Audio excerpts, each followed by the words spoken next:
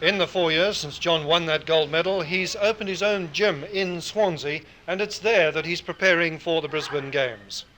John, you're moving up a class to the 110 kilo. How optimistic are you of getting a medal at Brisbane? Well, relatively optimistic. It's natural that I'm going there to try and win, and well, we see what happens in the next 2 months. It's I think 6 weeks training I've got left, and that'll be the difference.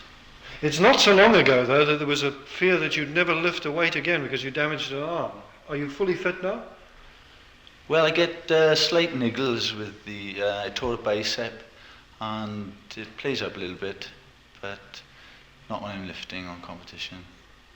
John, you're a very experienced weightlifter now, probably the most experienced in Britain. Are you excited about the prospect of going to Australia?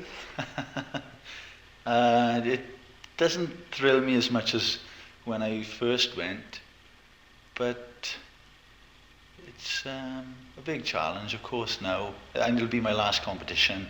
I'm definitely winding up after this.